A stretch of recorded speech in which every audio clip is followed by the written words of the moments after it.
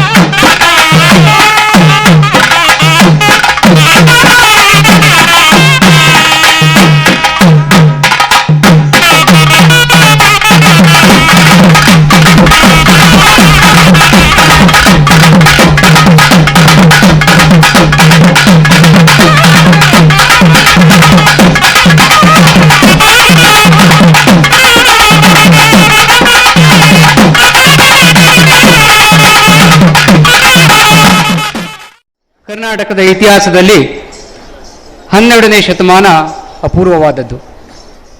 ನಾಡಿನ ಸಂಸ್ಕೃತಿ, ಸಾಹಿತ್ಯಕ ಪರಿವರ್ತನೆಯಲ್ಲಿ, ಸಮಾಜದ ಸುಧಾರಣೆಯಲ್ಲಿ ಶ್ರೀಮಠದ ಪಾತ್ರ ಸುವರ್ಣಾಕ್ಷರದಲ್ಲಿ ಬರೆದಿರುವಂಥದ್ದು. ಮಲೆನಾಡು, ಅರೆಮಲೆನಾಡು, ಬಯಲ್ನಾಡಿನಲ್ಲಿಯೇ ನಿಮ್ಮ ಮುಂದೆ ಜನ್ಮ ತಳೆದು ಕಳೆದ 4 ದಶಕಗಳಲ್ಲಿ ಶಿವಮೊಗ್ಗ, ದಾವಣಗೆರೆಯಿಂದ, ಕೋಲಾರದಿಂದ ಬೀದರ್ನವರೆಗೆ ಪಸರಿಸಿ ಪ್ರಗತಿ ಕೃಷ್ಣ ಗ್ರಾಮೀಣ ಬ್ಯಾಂಕು ಇಂದು 11 ಕರ್ನಾಟಕದ ಜಿಲ್ಲೆಗಳಲ್ಲಿ 632 ಶಾಖೆಗಳನ್ನು ಹೊಂದಿ ಭಾರತದ ಗ್ರಾಮೀಣ ಬ್ಯಾಂಕ್ಗಳಲ್ಲಿ 2ನೇ ಸ್ಥಾನವನ್ನು ಪಡೆದುಕೊಂಡಿದ್ದಕ್ಕೆ ಮಹಾಸ್ವಾಮಿಗಳ ಆಶೀರ್ವಾದ, ಹಲವಾರು ಪುಣ್ಯ ಮಹಾಸ್ವಾಮಿಗಳ ಆಶೀರ್ವಾದ, ನಿಮ್ಮೆಲ್ಲ ಭಕ್ತ ಜನವರ ಸಹಕಾರ, ಬೆಂಬಲ ಇವತ್ತು ನಮಗೆ ಈ ಬೆಂಬಲವನ್ನು ನೀಡಿದೆ. ಸೊ ಹೃದಯದ ಬಗ್ಗೆ ಯಾಕೆ ಇಷ್ಟು ಇಂಟ್ರೆಸ್ಟ್ ಅಂದರೆ, ಪ್ರಪಂಚದಲ್ಲಿ 80%, ನಮ್ಮ ದೇಶದಲ್ಲಿ 30% ಸಾಯೋರು ಹೃದಯ ಸಂಬಂಧಿತ ಕಾಯಿಲೆಯಿಂದ. ಇದು ಅತಿ ಮುಖ್ಯ. ನಮ್ಮ ದೇಶದಲ್ಲಿ ಈ ಹೃದಯ ಕಾಯಿಲೆಯಿಂದ ಸಾಯುವವರು ಪ್ರತಿ ವರ್ಷ, ಪ್ರತಿ ದಿನಕ್ಕೂ ಏರುತ್ತಾ ಇದೆ. ಈಗ ಎಷ್ಟು ಅಂದರೆ ಪ್ರತಿ 5 ನಿಮಿಷಕ್ಕೆ ಒಬ್ಬರ ಹೃದಯಘಾತದಿಂದ ಸಾವನ್ನು ಅಪ್ಪುತ್ತಾರೆ ನಮ್ಮ ದೇಶದಲ್ಲಿ. ಪ್ರಪಂಚದಲ್ಲಿ ಎಷ್ಟಿರ್ಬೋದು ಅಂತ ಲೆಕ್ಕ ಹಾಕ್ಕೊಳ್ಳಿ ಅದ್ರ ಬಗ್ಗೆ. ನಮ್ಮ ದೇಶದಲ್ಲಿ 100 ಜನ ಸತ್ತರೆ 30 ಜನ ಹೃದಯಾಘಾತ ಸಂಬಂಧಿತ, ಅದು ಹೃದಯಾಘಾತ ಆಗಿ 1 ಗಂಟೆ ಒಳಗೆ ಜಾಸ್ತಿ ಸಾಯ್ತಾರೆ. ಸೊ ನೀವು ಈ ಸ್ಲೈಡಲ್ಲಿ ನೋಡ್ತಿರಂಗೆ ಹೃದಯದ ಒಂದು ಕಟ್ ಸೆಕ್ಷನ್, ನಾವು ತರಕಾರಿ ಯಾವ ರೀತಿ ಕಟ್ ಮಾಡಿ ನೋಡ್ತೀವಿ ಆ ಥರ ಹೃದಯದ ಕಟ್ ಸೆಕ್ಷನ್ ನೋಡ್ತೀವಿ. ಅದರಲ್ಲಿ ಹೃದಯದ ಬಗ್ಗೆ ಕೆಲವು ವಿಶಿಷ್ಟ ಮಾಹಿತಿಗಳನ್ನು ನಿಮಗೆ ನಾನು ತಿಳಿಸ್ಕೊಡೋಕ್ಕೆ ಇಚ್ಛೆ ಪಡ್ತೇನೆ. ಹೃದಯದಲ್ಲಿ 2 ಪಂಪ್ಗಳಿರುತ್ತೆ. ಒಂದು, ನೀವು ಈಗ ನಾನು ಜಸ್ಟ್ ನೋಡ್ತಾ ಇದ್ದೆ, ಉಮ್ರಾಣಿ ಕೆರೆ 32 ಮಿಲಿಯನ್ ಕೆಪಾಸಿಟಿ ನೀರು. ಒಂದು ಜೀವನದಲ್ಲಿ ಹೃದಯ ಪ್ರತಿ ಮನುಷ್ಯನಲ್ಲಿ 1.5 ಮಿಲಿಯನ್ ಗ್ಯಾಲನ್ಸ್ನ ಪಂಪ್ ಮಾಡುತ್ತೆ. ಅಂದರೆ ಆ ಕೆರೆ ಖಾಲಿ ಮಾಡೋಕ್ಕೆ 20 ಹೃದಯಗಳು ಸಾಕು. ನಮ್ಮ ದೇಹದಲ್ಲಿರುವ ರಕ್ತನಾಳಗಳು ಒಂದ್ರ ಮುಂದೆ ಚಾನಲ್ ಥರ ಜೋಡಿಸಿದ್ರೆ 60,000 ಮೈಲ್ ಪ್ರತಿಯೊಬ್ಬ ಮನುಷ್ಯನಲ್ಲಿ ರಕ್ತನಾಳಗಳ ಲೆಂತ್, ಅಂದರೆ ಪ್ಯಾರಲಲ್ ಆಗಿರ್ತಾವೆ, ಒಂದ್ರ ಮುಂದೆ ಒಂದು ಜೋಡಿಸ್ಕೊಂತ ಹೋದರೆ ಅದು 60,000 ಮೈಲ್. ಸರ್, ಹಾರ್ಟ್ ಪಂಪ್ ಮಾಡಿದಂಥ ರಕ್ತ 60,000 ಮೈಲ್, ದಿನಕ್ಕೆ 2 ಬಾರಿ ರಕ್ತ ಕಣಗಳು ಇಷ್ಟು ದೂರ ಚಲಿಸ್ತಾ ಇರ್ತವೆ. ಅದಕ್ಕೆ ಪ್ರೆಷರ್ ಕೊಡೋದು ಹೃದಯ. ಸೊ ಈ ಹೃದಯ ಪ್ರತಿ ಮಿಡಿತದಲ್ಲಿ 70 ml ಇಂದ 150 ml ಬ್ಲಡ್ನನ್ನು ಹೊರದಬ್ಬುವಂಥ ಶಕ್ತಿ ಇರುತ್ತೆ. ಇದು ಭಾಳ ಇಂಪಾರ್ಟೆಂಟ್. ಅಂದರೆ ಇದು ಬೇರೆಯವ್ರ ಮೇಲೆ ಡಿಪೆಂಡ್ ಆಗಿರಲ್ಲ, ತನ್ನ ಎನರ್ಜಿಯನ್ನು ತಾನೇ ಜನ್ರೇಟ್ ಮಾಡ್ಕೊಳುತ್ತೆ. ಹೃದಯದಲ್ಲಿ ಎಲೆಕ್ಟ್ರಿಕಲ್ ಸಿಸ್ಟಮ್ ಇರುತ್ತೆ. ಈಗ ಪಂಪಿಗೆ ಹೆಂಗೆ ಎಲೆಕ್ಟ್ರಿಸಿಟಿ ಬೇಕೋ ಪಂಪ್ ಮಾಡೋಕ್ಕೆ, ಅದೇ ಥರ ಹೃದಯಕ್ಕೂ ತನ್ನದೇ ಆದಂಥ ಜನ್ರೇಟರ್ ಇರುತ್ತೆ. ಇದು ಒಂದು ಹೃದಯಾಘಾತಕ್ಕೆ ಸಂಬಂಧಪಟ್ಟ ಒಂದು ಚಿತ್ರ. ಇದರಲ್ಲಿ ಏನಾಗುತ್ತೆ, ನಾನು ಈಗಾಗಲೇ ತಿಳಿಸಿದಂತೆ ಹೃದಯಕ್ಕೆ ಸರಿಯಾಗಿ ಕೆಲಸ ಮಾಡಲು ಕಾರನರಿ ಆರ್ಟ್ರೀಸ್ ಮೂಲಕ ಒಂದು ಆಮ್ಲಜನಕ ಸಪ್ಲೈ ಸಿಸ್ಟಮ್ ಇರುತ್ತೆ. ಹೃದಯ ತಾನು ಪಂಪ್ ಮಾಡಿದ ರಕ್ತದಲ್ಲಿ 1 ನಿಮಿಷಕ್ಕೆ 5 ಲೀಟ್ರ್ ಅಂದರೆ ಅದರಲ್ಲಿ 5% ಮಾತ್ರ ತಾನು ಉಪಯೋಗಿಸ್ಕೊಳುತ್ತೆ. 5% ರಕ್ತನ ತನ್ನ ಎನರ್ಜಿ ಪಂಪ್ ಮಾಡೋಕ್ಕೋಸ್ಕರ ಉಪಯೋಗಿಸ್ಕೊಂಡು ಮತ್ತೆ ಶುದ್ಧೀಕರಣಕ್ಕೆ ಕಳಿಸುತ್ತೆ.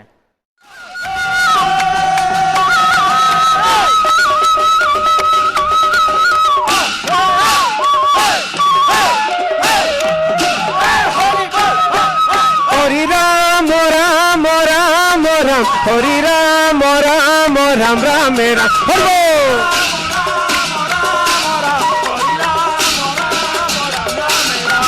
लोयू रे लोयू रे लोयू हरि नाम लोयू रे हलो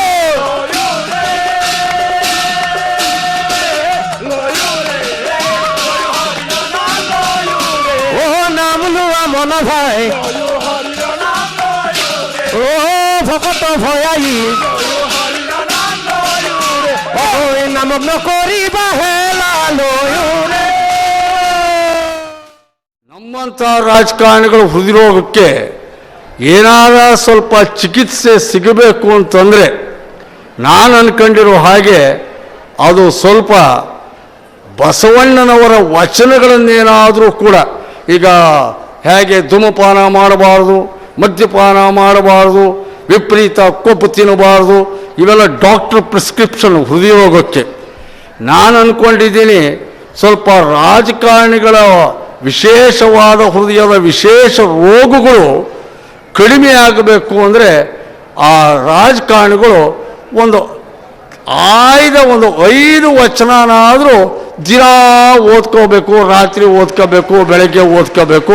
ಸ್ವಲ್ಪ ಆ ಹೃದಯ ರೋಗಕ್ಕೆ ಸ್ವಲ್ಪ ಚಿಕಿತ್ಸೆ ಸಿಗಬಹುದೇನೋ ಅಂತ ನನ್ನ ಭಾವನೆ. ಅಲ್ಲಮ ಪ್ರಭುವಿನ ಥಿಯರಿ, ಬಸವಣ್ಣನ ಪ್ರಾಕ್ಟಿಕಲ್ಸ್, ಅಂಬಿಗರ ಚೌಡಯ್ಯನ ಆ್ಯಂಗರ್, ಇವು ಮೂರು ಕೂಡ ಒಬ್ಬ ರಾಜಕಾರಣಿಗೆ ಬಹಳ ಮುಖ್ಯ ಅಂತ ನನಗನ್ಸುತ್ತೆ. ಒಬ್ಬ ರಾಜಕಾರಣಿ ಹೋದವನು ಅಲ್ಲಮ ಪ್ರಭುವಿನ ಒಂದು ಥಿಯರಿ, ಸೈದ್ಧಾಂತಿಕತೆ ಮತ್ತು ಬಸವಣ್ಣನ ಪ್ರಾಕ್ಟಿಕಲ್, ಅವನ ಸಾಮಾಜಿಕವಾದಂಥ ತುಡಿತ, ಕ್ರಿಯಾಶೀಲತೆ, ತೊಡಗಿಸಿಕೊಳ್ಳುವಿಕೆ, ಕೊನೆಗೆ ಕೆಟ್ಟ ವ್ಯವಸ್ಥೆಯ ವಿರುದ್ಧ ಅಂಬಿಗರ ಚೌಡಯ್ಯನ ಆಕ್ರೋಶ, ಆ್ಯಂಗರ್, ಇವು ಮೂರು ಕೂಡ ಸಾರ್ವಜನಿಕ ಬದುಕಿನಲ್ಲಿ ಇರುವವರಿಗೆ ಬಹಳ ಅಗತ್ಯ ಅಂತ ನಾನು ಭಾವಿಸಿದ್ದೀನಿ.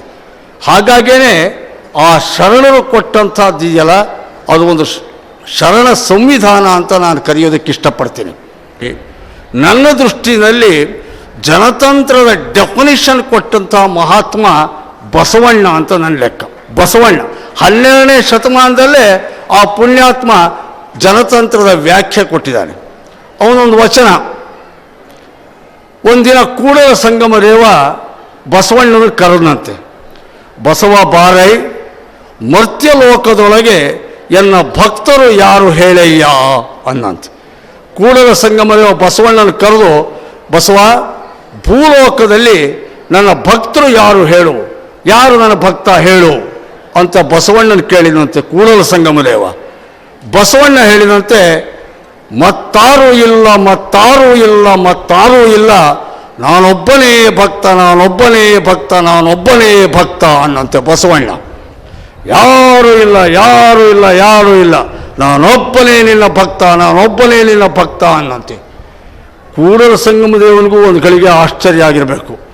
ನಾನು ಬಸವಣ್ಣ ಮಹಾವಿನಯವಂತ ಅಂದ್ಕೊಂಡಿದ್ದೆ, ನನ್ನ ಭಕ್ತರು ಯಾರಯ್ಯ ಭೂಲೋಕದಲ್ಲಿ ಅಂತ ಕೇಳಿದರೆ ನಾನೊಬ್ಬನೇ ಭಕ್ತ, ಮತ್ತಾರೂ ಇಲ್ಲ ಅಂತ ಹೇಳ್ತಾನಲ್ಲ, ಎಂಥ ಅಹಂಕಾರ ಬಸವಣ್ಣನಿಗೆ ಅಂತ ಅಂದ್ಕೊಂಡು ಕೂಡಲ ಸಂಗಮ ದೇವ, ಹಾಗಾದರೆ ಉಳಿದವರೆಲ್ಲ ಏನಯ್ಯ ಅಂತ ಕೇಳಿದಂತೆ. ಬಸವಣ್ಣ ಹೇಳಿದಂತೆ, ನಾನೊಬ್ಬನೇ ಭಕ್ತ, ಉಳಿದವರೆಲ್ಲರೂ ಜಂಗಮ ಸ್ವರೂಪಿ ಕೂಡಲ ಸಂಗಮ ದೇವರು ಅನ್ನಂತೆ. ನನಗನ್ಸುತ್ತೆ ಇದು ಜನತಂತ್ರದ ಡೆಫಿನಿಷನ್ ಅಂತ. ಜನರೆಲ್ಲ ದೇವರು, MLAಗಳು, MLCಗಳು, ಮಂತ್ರಿಗಳೆಲ್ಲ ಭಕ್ತರು ಕಲ್ಪನೆ ಮಾಡ್ಕೊಂಡ್ಬಿಟ್ರೆ ಎಷ್ಟು ಚೆನ್ನಾಗಿರುತ್ತಲ್ವ. ಮತ್ತೊಂದು ವಚನ, ನಾವು ಭ್ರಷ್ಟರಹಿತ ಸಮಾಜದ ಬಗ್ಗೆ ಮಾತಾಡ್ತೀವಿ. ಭ್ರಷ್ಟರಹಿತ ಸಮಾಜದ ಬಗ್ಗೆ ಮಾತಾಡಬೇಕಾದ್ರೆಲ್ಲ ನಾವಿದ್ದವರು ಕಪ್ಪು ಹಣ, ರಿಯಲ್ ಎಸ್ಟೇಟ್ ದಂಧೆ, ಅಕ್ರಮ ಗಣಿಗಾರಿಕೆ, ಈ ಥರದ್ದೆಲ್ಲ 1000 ಮಾತುಗಳು ನಾವು ಆಡ್ತೀವಿ. ಇದನ್ನೆಲ್ಲ ಸೇರಿಸಿ ಒಂದೇ ವಚನದಲ್ಲಿ ಬಸವಣ್ಣ ಹೇಳ್ಬಿಡ್ತಾರೆ, ಪಾಪಿಯ ಧನ ಪ್ರಾಯಶ್ಚಿತ್ತಕ್ಕಲ್ಲದೆ ಸತ್ಪಾತ್ರಕ್ಕೆ ಸಲ್ಲದಯ್ಯ, ನಾಯಿಯ ಮೊಲೆಯ ಹಾಲು ನಾಯಿಗಲ್ಲದೆ ಪಂಚಾಮೃತಕ್ಕೆ ಸಲ್ಲದಯ್ಯ ಅಂತ ಹೇಳ್ಬಿಡ್ತಾರೆ. ನನಗನ್ಸುತ್ತೆ ಈ ವಚನನ ಕ್ಯಾಂಡಿಡೇಟ್, ಎಲೆಕ್ಷನ್ಗಳಲ್ಲಿ ನಿಂತ್ಕೊಳ್ಳೋ ಕ್ಯಾಂಡಿಡೇಟ್ಗಳು ಹೇಳ್ಕೋಬೇಕು, ವೋಟ್ ಕೊಡುವಂಥ ಮತದಾರರು ಹೇಳ್ಕೋಬೇಕು.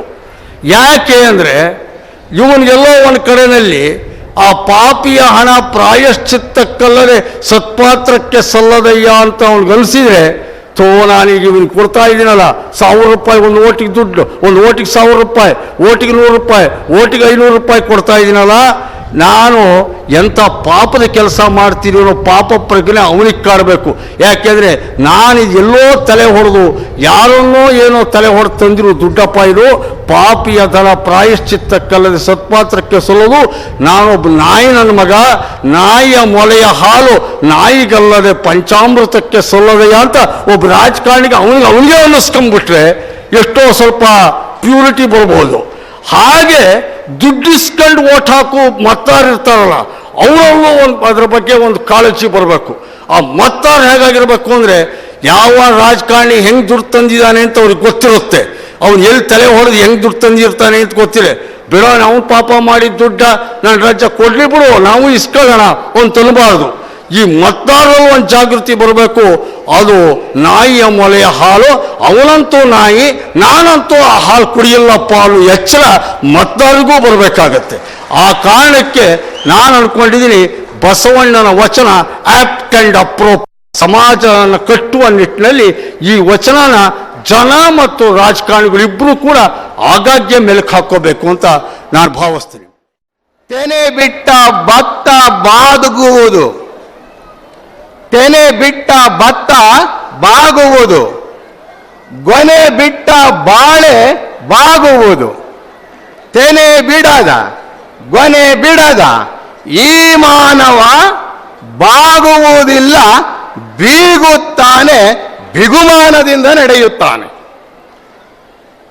ಬೀಗುವುದನ್ನ ಬಿಟ್ಟು ಬಾಗುವುದನ್ನ ಕಲಿ. ಆ ಬಾಗುವಿಕೆ ಗುರು ಸನ್ನಿಧಿಗೆ ಬಾಗು, ಜ್ಞಾನಕ್ಕೆ ಬಾಗು, ಸತ್ಯ ಶುದ್ಧ ಕಾಯಕಕ್ಕೆ ಬಾಗು ಅಂತ ಹೇಳಿ ಬಾಗುವಿಕೆಯನ್ನು ತಿಳಿಸಲಿಕ್ಕೆ, ಅವನಿಗೆ ಅವನ ಬದುಕನ್ನ ಅರ್ಥೈಸಲಿಕ್ಕೆ ಶರಣರ ಬದುಕು ಬೇಕಾಗುತ್ತೆ ಎನ್ನುವಂತಹ ಮಾತು ಸತ್ಯಕ್ಕೆ ಸಮೀಪವಾದ್ದು. ಲಿಂಗ ಬೇರೆ ಅಲ್ಲ, ಜಂಗಮ ಬೇರೆ ಅಲ್ಲ. ಲಿಂಗ ಜಂಗಮವನ್ನ ಧರ್ಮದ ರೂಪದಲ್ಲಿ ಶರಣ ಸಾಹಿತ್ಯ ಹೇಳಿದರೆ ಎಲ್ಲ ಧರ್ಮಗಳು ಕೂಡ ತನ್ನದೇ ಆದ ವ್ಯಾಖ್ಯಾನಗಳನ್ನು ನೀಡಿದ್ದಾವೆ. ಆದರೆ ಎಲ್ಲ ಧರ್ಮದ ವ್ಯಾಖ್ಯಾನ ನಾಮಪದ ರೂಪದಲ್ಲಿದೆಯೇ ವಿನಃ ಕ್ರಿಯಾರೂಪದಲ್ಲಿಲ್ಲ. ಧರ್ಮ ಅನ್ನುವುದನ್ನ ಕ್ರಿಯೆಗೆ ತಂದು ಸತ್ಯ ಶುದ್ಧ ಕಾಯಕದ ಮುಖೇನ ಅದಕ್ಕೊಂದು ಕ್ರಿಯಾಚಾಲನೆಯನ್ನು ಕೊಟ್ಟದ್ದು ಶರಣರ ಬದುಕು ಅನ್ನುವಂಥದ್ದನ್ನ ಮರೆಯುವಂತಿಲ್ಲ. ಬಂಧುಗಳೇ, ಅಂತಹ ಶರಣರಲ್ಲಿ ಎಲ್ಲ ಕಾಯಕವನ್ನು ಮಾಡ್ತಾ ಇದ್ದ ಶರಣರು ಕೂಡ ಬರ್ತಾರೆ. ಅದರಲ್ಲಿ ಮೇಲು ಕೀಳು ಅನ್ನುವ ಭಾವನೆಗಳ ಇಲ್ಲ. ಶೆಟ್ಟಿ ಎಂಬೆನೆ ಸಿರಿಯಾಳನ, ಡೋಹರ ನೆಂಬೆನೆ ಕಕ್ಕಯ್ಯನ, ಮಾದಾರ ನೆಂಬೆನೆ ಚೆನ್ನಯ್ಯನ, ಮೇದಾರ ನೆಂಬೆನೆ ಕೇತಯ್ಯನ, ಹಂಬಿಗನೆಂಬನೆ ಚೌಡಯ್ಯನ, ಇವನ ಆರವ ಎಂದಡೆ ಕೂಡಲ ಸಂಗಮ ದೇವ ನಗುವನಯ್ಯ ಅಂತಾರೆ. ಬಹುಶಃ ಮೇದಾರ ಕೇತಯ್ಯ ಅನ್ನುವನ ಬದುಕು ಇದೆಯಲ್ಲ, ಬೇಲೂರ ನಾಡೊಳಗೆ ಬಿದಿರ ಮೆಳೆಯ ಕಡಿದು ಮೊರ ಬುಟ್ಟಿಗಳ ಹೆಣೆದು ಕಾಯಕವ ಮಾಡಿ ಬಂದ ಫಲದಲ್ಲಿ ತಾನುಂಡು ಅತಿಥಿಗಳಿಗೆ ದಾಸೋಹ ಮಾಡ್ತಾ ಇದ್ದ ಮಹಾನ್ ಕಾಯಕ ಯೋಗಿ ಮೇದಾರ ಕೇತಯ್ಯ. ನಮಗೆಲ್ಲಾರ ನಮ್ಮ ಮನೆ ಬದುಕಿಗೆ ಹೋದಾಗ ಹೊನ್ನಲ್ಲ, ಯಾವುದೋ ಕಾಲದ್ದು ನಾವು ಹೊಲ ಉಳುಮೆ ಮಾಡ್ಬೇಕಾದ್ರೆ ಒಂದು ಹಳೆ ಮಡಿಕೆ ಸಿಕ್ಕಿಬಿಟ್ರೆ ಮಡಿಕೆ ತೆಗೆದು ಹತ್ಲಾಗಿಕ್ಕಿ ಚಳಿಗೆಲ್ಲ ಬಗದು ನೋಡ್ತೀವಿ, ಯಾರ ಏನಾರ ಬೆಳ್ಳಿ ನಾಣ್ಯ ಮುಚ್ಚಿದ್ದು ಐತೇನೋ ಅಂತ. ಅಷ್ಟೇ ಅಲ್ಲ, ಸತ್ಯ ಶುದ್ಧ ಕಾಯಕದಿಂದ ಸಂಪಾದನೆ ಮಾಡಿದ್ದನ್ನ ಸಂಗ್ರಹಣೆ ಮಾಡಬಾರದು ನಾಳೆಗೆಂದು. ಅದೊಂದಾದರೆ ಅದಕ್ಕಿಂತ ಹೆಚ್ಚಿನದು ಆರ್ಥಿಕ ಸಂಪನ್ಮೂಲ ಏನೇ ಬರಲಿ ಅದು ಸತ್ಯ ಶುದ್ಧ ಕಾಯಕದಿಂದ ಬರಬೇಕು. ಬಂದದ್ದು ಸಮಾನವಾಗಿ ಹಂಚಿಕೆಯಾಗಬೇಕು ಅನ್ನುವ ಸಚ್ಚಿಂತನೆ ಇತ್ತಲ್ಲ, ಇದು ಶರಣರ ಬದುಕು. ಬಂಧುಗಳೇ, ಇಲ್ಲಿ ನಾವು ಪುರುಷ ಕೇತಯ್ಯನಿಗಿಂತಲೂ ಕೂಡ ನಿಮ್ಮೆಲ್ಲರಿಗೂ ಚಿರಪರಿಚಿತವಿರುವಂಥ ಆಯ್ದಕ್ಕಿ ಲಕ್ಕಮ್ಮ ಮಾರಯ್ಯರ ದೃಶ್ಯ ಬಹುಶಃ ಇದಕ್ಕಿಂತಲೂ ಬಹಳ ಮನೋಜ್ಞವಾಗಿ ನಿಮಗೆ ಕಂಡು ಬರಬಹುದು. ಮಹಾಮನೆಯ ದಾಸೋಹಕ್ಕೆ ಅಕ್ಕಿಯನ್ನು ಆಯ್ದು ಕೊಡುತ್ತಿದ್ದ ಮಾರಯ್ಯ ಒಂದು ದಿನ ಅನುಭವ ಮಂಟಪದಲ್ಲಿ ಕುಳಿತು ತನ್ನ ಕಾಯಕಕ್ಕೆ ಹೋಗುವುದಕ್ಕೆ ತಡವಾಗಿ ಬಿಡುತ್ತೆ. ಆದರೂ ನಿತ್ಯದ ಕೂಲಿಯ ಹಕ್ಕಿಯಂತೆ ಅವನಿಗೆ ಹೆಚ್ಚು ಹಕ್ಕಿಯ ಗಂಟನ್ನೇ ಮಹಾಮನೆಯಿಂದ ಕೊಟ್ಟು ಕಳಿಸ್ತಾರೆ. ಅಕ್ಕಿಯ ಗಂಟನ್ನ ತಲೆಯ ಮೇಲೆ ಹೊತ್ತುಕೊಂಡು ಮಾರಯ್ಯ ಮನೆಯ ಬಾಗಿಲಿಗೆ ಬಂದರೆ ಬಾಗಲಲ್ಲಿ ನಿಂತಿದ್ದಂತಹ ಆಯ್ದಕ್ಕಿ ಲಕ್ಕಮ್ಮ ಗಂಡನಿಗೆ ಪ್ರಶ್ನೆ ಮಾಡ್ತಾಳೆ, ಏನದು ಮಾರಯ್ಯ ಗಂಟು ಅಂದಳು. ಲಕ್ಕಿ ಅಕ್ಕಿಯಿಂದ ಎಂಥ ಮಾತಾಡ್ತಾಳೆ, ಆಸೆ ಎಂಬುದು ಅರಸಂಗಲ್ಲದೆ ಶಿವಭಕ್ತರಿಗುಂಟೆ ಅಯ್ಯ, ರೋಷವೆಂಬುದು ಯಮದೂತರಿಂಗಲ್ಲದೆ ಅಜಾತರಿಗುಂಟೆ, ಈ ಸೈಕ್ಯ ಆಸೆ ನಮಗೇಕೋ ಮಾರಾಯ, ಈಶ್ವರನೊಪ್ಪನು, ಹೋಗು ಹಿಂದಕ್ಕೆ ಸುರಿದು ಬಾ ಅಂತಾಳೆ. ಬಹುಶಃ ಇಂತಹ ಶರಣರ ಬದುಕಿನಲ್ಲಿ ಪ್ರಾಮಾಣಿಕತೆಯನ್ನು ತೋರಿದಂತಹ ಇದಕ್ಕೆ ಲಕ್ಕಮ್ಮನಂತಹ ಶರಣೆಯನ್ನು ಮತ್ತೊಮ್ಮೆ ನೋಡಲಿಕ್ಕೆ ಸಾಧ್ಯವೇ ಅನ್ನುವಂಥದ್ದನ್ನು ಚಿಂತನೆ ಮಾಡಬೇಕು. ಹಾಗಾಗಿ ಎಲ್ಲ ಶರಣರ ಬದುಕನ್ನು ನಾವು ಅವಲೋಕನ ಮಾಡ್ತಾ ಹೋದರೆ ಆ ಬದುಕಿನಲ್ಲಿ ಕಂಡುಕೊಂಡಂಥ ಸತ್ಯಗಳನ್ನೇ ಸಂಜೆಯ ಚರ್ಚೆಯಲ್ಲಿ ಕುಳಿತು ಚರ್ಚೆ ಮಾಡಲಿಕ್ಕೆ ಒಂದು ವೇದಿಕೆಯನ್ನು ಮಾಡಿಕೊಂಡಿದ್ರು. ಆ ಶರಣರ ವೇದಿಕೆಯೇ ಅನುಭವ ಮಂಟಪ ಅನ್ನುವಂಥದ್ದು.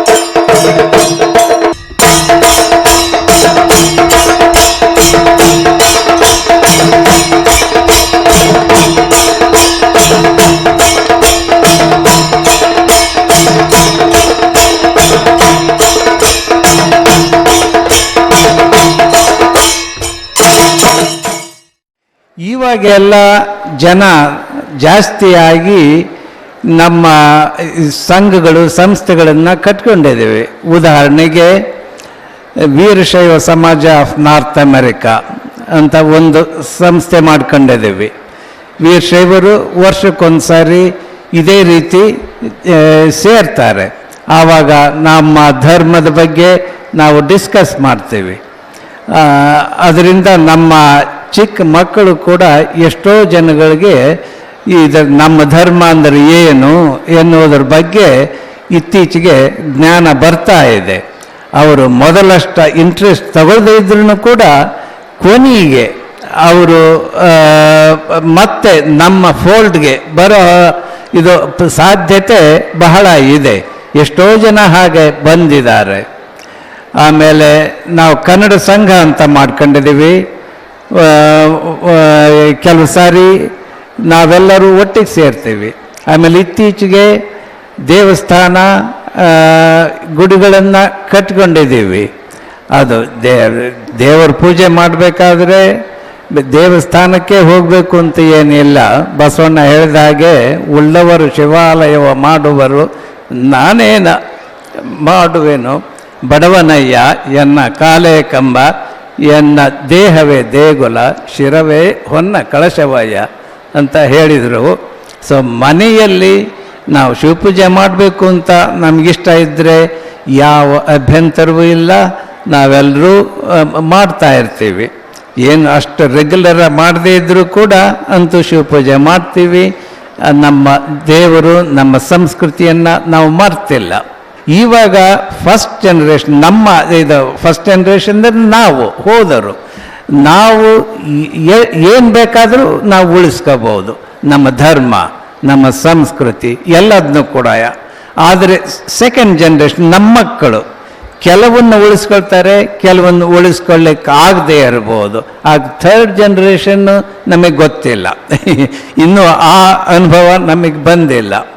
ಎಷ್ಟು ಉಳಿಸ್ತಾರೋ ಎಷ್ಟು ಬಿಡ್ತಾರೋ ಗೊತ್ತಿಲ್ಲ. ಆದರೆ ಎಷ್ಟೋ ಇದು ನೋಡ್ತೀವಿ, ಈವನ್ ಗ್ರ್ಯಾಂಡ್ ಚಿಲ್ಡ್ರನ್ ಕೂಡ ಎಷ್ಟೋ ಇದು ಅಪ್ರಿಷಿಯೇಟ್ ಮಾಡ್ತಾರೆ ನಮ್ಮ ಕಲ್ಚರ್ನ.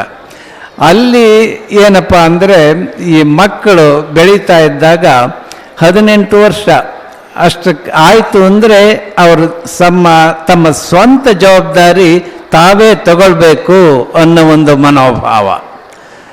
ಆದರೆ ನಮ್ಮಲ್ಲಿ ಹಾಗಿಲ್ಲ. ನಾವು ಅವರು ವಿದ್ಯಾಭ್ಯಾಸ ಮುಂದುವರ್ಸೋದಾದರೆ ನಾವು ಆದಷ್ಟು ಸಹಾಯ ಮಾಡ್ತೀವಿ, ಅವರಿಗೆ ಸಪೋರ್ಟ್ ಮಾಡ್ತೀವಿ. ಹಾಗೆ ಅಲ್ಲಿ ಏನು ಮಾಡ್ತಾರೆ, ಪೇರೆಂಟ್ಸ್ ಸಪೋರ್ಟ್ ಮಾಡ್ಬೋದು, ಆದರೆ ಮಾಡದೇ ಇರ್ಬೋದು. ಅದೇನು ಅವರಿಗೆ ಅಡ್ಡಿ ಆಗೋದಿಲ್ಲ. ಯಾಕೆಂದರೆ ಸರ್ಕಾರಿ ಪ್ರೋಗ್ರಾಮ್ಸ್ ಇರ್ತವೆ, ಬ್ಯಾಂಕ್ನಲ್ಲಿ ಹೋಗ್ತಾರೆ, ಸಾಲ ತಗೊಳ್ತಾರೆ, ಓದ್ತಾರೆ. ಹಾಗೆ ಆಮೇಲೆ ಸಾಲ ತೀರಿಸ್ಬೇಕು ಅನ್ನೋ ಜವಾಬ್ದಾರಿ ಅವ್ರಿಗಿರ್ತದೆ. ಹಾಗೆ ಆಮೇಲೆ ಈ ಜಾಯಿಂಟ್ ಫ್ಯಾಮಿಲೀಸ್ ಅಂತ ಇಲ್ಲೇನು ಇದ್ದಾರೆ, ಅಣ್ಣ ತಮ್ಮಂದಿರು ತಮ್ಮ ಹೆಂಡತಿ ಮಕ್ಕಳುಗಳ ಜೊತೆಗೆ ಎಲ್ಲ ಒಟ್ಟಿಗೆ ಇರೋದು, ಅದು ಅಪರೂಪ. ಬಹುಶಃ ಇಲ್ಲವೇ ಇಲ್ಲ ಅಂತ ಹೇಳ್ಬೋದು. ಎಲ್ಲ ನ್ಯೂಕ್ಲಿಯರ್ ಫ್ಯಾಮಿಲೀಸ್ ಅಂತ ಹೇಳ್ತಾರೆ, ಅಂದರೆ ಗಂಡ ಹೆಂಡತಿ ಮಕ್ಕಳು ಅಷ್ಟೇ. ಸೊ ಹಾಗೆ ಪ್ರತಿಯೊಬ್ಬರೂ ಕೂಡ ಅವರವರ ಜವಾಬ್ದಾರಿ ತಗೊಳ್ಬೇಕು ಹಾಗೆ ಅಂತ ಇದೆ. ಅಲ್ಲಿ ಸರ್ಕಾರಿ ಶಾಲೆಗಳು, ಮುಖ್ಯವಾಗಿ ಹಳ್ಳಿಗಳಲ್ಲಿರೋ ಶಾಲೆಗಳು, ನನ್ನ ಅಭಿಪ್ರಾಯದಲ್ಲಿ ಅವನ್ನೆಲ್ಲ ಸರ್ಕಾರದವರು ನೆಗ್ಲೆಕ್ಟ್ ಮಾಡಿಬಿಟ್ಟಿದ್ದಾರೆ ಅಂತ. ಇವರೇನು ಹಿಂದುಳಿದ ವರ್ಗದವ್ರನ್ನ ಮುಂದೆ ತರಬೇಕು ಹಾಗೆ ಅಂತ ಏನು ಅವರ ಅಭಿಪ್ರಾಯ ಇದೆ, ಪ್ರಯತ್ನ ಇದೆ, ಅದನ್ನೇ ಅವರು ಡಿಫೀಟ್ ಮಾಡ್ತಾ ಇದ್ದಾರೆ. ಯಾಕೆಂದರೆ ಅವರೆಲ್ಲ ಇರೋದು ಹಳ್ಳಿಗಳಲ್ಲಿ. ದುಡ್ಡಿದ್ದವರು ಪಟ್ಟಣಕ್ಕೆ ಹೋಗ್ತಾರೆ, ಪ್ರೈವೇಟ್ ಸ್ಕೂಲಿಗೆ ಮಕ್ಕಳನ್ನ ಸೇರಿಸ್ತಾರೆ, ವಿದ್ಯಾಭ್ಯಾಸ ಮಾಡಿಸ್ತಾರೆ, ಅವ್ರಿಗೇನು ತೊಂದರೆ ಆಗೋದಿಲ್ಲ. ಆದರೆ ಹಳ್ಳಿಗಳಲ್ಲಿ ಇರೋರಿಗೆ ತೊಂದರೆ. ಇವರು ಯಾಕೆ ಹಾಗೆ ಮಾಡ್ತಾರೆ? ಆಮೇಲೆ ಎಷ್ಟೋ ಜನ ಇದು ಟೀಚರ್ಸು ಕ್ವಾಲಿಫಿಕೇಷನ್ ಇದ್ದವ್ರು ಇರ್ತಾರೆ ಆ ಸ್ಕೂಲ್ಗಳಲ್ಲಿ, ಆದರೆ ಶ್ರದ್ಧೆಯಿಂದ ಕೆಲಸ ಮಾಡೋದಿಲ್ಲ. ಅದೇ ಪ್ರೈವೇಟ್ ಸ್ಕೂಲ್ನಲ್ಲಿ ನೋಡಿದರೆ ಬಹಳ ಶ್ರದ್ಧೆಯಿಂದ ಕೆಲಸ ಮಾಡ್ತಾರೆ. ಮಕ್ಕಳ ಎಷ್ಟು ಯೋಗಕ್ಷೇಮ, ಅವರ ಕಲಿಯೋದು ಬಿಡೋದು, ಅದರ ಪ್ರತಿಯೊಂದರಲ್ಲೂ ಕೂಡ ಅವರು ಇಂಟ್ರೆಸ್ಟ್ ತೋರಿಸ್ತಾರೆ. ಹಾಗೆಲ್ಲ ನೋಡಿದ್ದೀವಿ.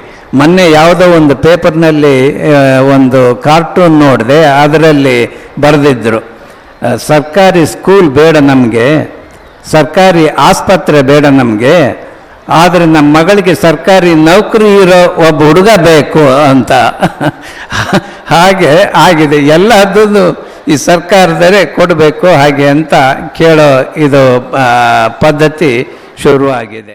ಪೂಜ್ಯ ಡಾಕ್ಟರ್ ಗುರುಗಳು ನನಗೊಂದು ಪುಸ್ತಕವನ್ನು ಕೊಟ್ಟಿದ್ದರು, ಆತ್ಮನಿವೇದನೆ ಎನ್ನುವಂಥ ಪುಸ್ತಕ. ಆ ಪುಸ್ತಕ ಸುಮಾರು ಒಂದು 5-6 ಬಾರಿ ಓದಿದೆ. ನಾನು ಯಾವಾಗಲೂ ನನ್ನ ಕಾರ್ನಲ್ಲಿ ಆ ಪುಸ್ತಕ ಇಟ್ಟುಕೊಂಡಿರ್ತೇನೆ. ಈ ನಾಡಿಗೆ ಒಳ್ಳೆಯ ಸ್ವಾಮಿಗಳು ಆಗಬೇಕು ಅಂತ ತಿಳ್ಕೊಂಡು ಯಾರಾದರೂ ಭಾವಿಸಿದರೆ ಆ ಆತ್ಮನಿವೇದನೆ ಪುಸ್ತಕ ಓದಿಬಿಟ್ರೆ ಸಾಕು, ಅವರು ಒಳ್ಳೆಯ ಸ್ವಾಮಿಗಳಾಗ್ತಾರೆ.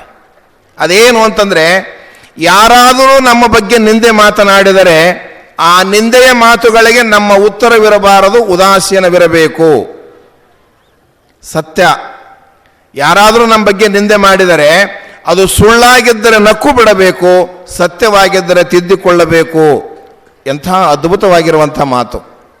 ಈ ಚನ್ನಗಿರಿ ತಾಲೂಕಿನಲ್ಲಿ ಬಹಳ ಸುಂದರವಾಗಿರುವಂತಹ ಯೋಜನೆ, ಈ ಕೆರೆಗಳಿಗೆ ನೀರು ತುಂಬಿಸುವ ಯೋಜನೆಗಳಿಗೆ ಸಿರಿಗೇರಿಯ ಗುರುಗಳು ಚಾಲನೆಯನ್ನು ನೀಡಿ ಇವತ್ತು ಈ ಚನ್ನಗಿರಿಯನ್ನು ಚಿನ್ನಗಿರಿವಾಗಿಸಿದಾರಲ್ಲ. ನಿಮ್ಮೆಲ್ಲರೂ ಭಾಳ ಅಭಿಮಾನದಿಂದ ಪೂಜ್ಯರನ್ನು ನಾವು ಭಕ್ತಿಯಿಂದ ಯಾವುದೇ ಸಂದರ್ಭದಲ್ಲೂ ಕೂಡ ಸ್ಮರಿಸಲೇಬೇಕು. ಬಹುಶಃ ನಮಗೆಲ್ಲ ಗೊತ್ತು, 12 ಹುಣ್ಣಿಮೆಗಳು ಇಲ್ಲ ಅದು ನಮ್ಮ ಕನ್ನಡ ನಾಡಿನಲ್ಲಿ ನಾವಿರುವಂಥವರೆಲ್ಲರೂ ಹೇಳಬೇಕು, ನಮಗೆ 12 ಹುಣ್ಣಿಮೆಗಳೆಲ್ಲ 13 ಹುಣ್ಣಿಮೆಗಳು. ಆ 13ನೇ ಹುಣ್ಣಿಮೆ ಯಾವುದು ಅಂತಕೊಂಡ್ರೆ ನಮ್ಮ ತರಳಬಾಳ ಹುಣ್ಣಿಮೆ ಅನ್ನುವಂಥ ಮಾತು. ಅದು ಪೂಜ್ಯ ಗುರುಗಳು ಹೇಳ್ತಾರೆ, ಪಂಚಮಸಾಲಿ ಮಠದಲ್ಲಿ ಏನೇ ಕಾರ್ಯಕ್ರಮ ನಡೆದ್ರೂ ಕೂಡ ಅದು ನಮ್ಮ ಮಠದ ಕಾರ್ಯಕ್ರಮ ಅಂತಕೊಂಡು ನಮ್ಮ ಡಾಕ್ಟರ್ ಗುರುಗಳಾಗಲಿ ನಮ್ಮ ಪಂಡಿತಾರಾಧ್ಯ ಗುರುಗಳಾಗಲಿ ಇಬ್ಬರು ಭಾಗವಹಿಸ್ತಾರೆ. ಸಿರಿಗೇರಿ ಮಠದ ಯಾವುದೇ ಕಾರ್ಯಕ್ರಮ ನಡೆದ್ರೂ ಕೂಡ ಅದು ನನ್ನ ಮಠದ ಕಾರ್ಯಕ್ರಮ ಅಂತಕೊಂಡು ನಾನು ಈ ಕಾರ್ಯಕ್ರಮದಲ್ಲಿ ಭಾಗವಹಿಸ್ತಾ ಇದ್ದೇನೆ. ಹೋದ ವರ್ಷ ಈ ಮೊನ್ನೆ ಸುಮಾರು ಒಂದು 5-6 ತಿಂಗಳ ಹಿಂದೆ ಕೊಟ್ಟೂರು ಭಾಗದಲ್ಲಿ ಪೂಜ್ಯ ಗುರುಗಳು ಬಂದಿದ್ದರು.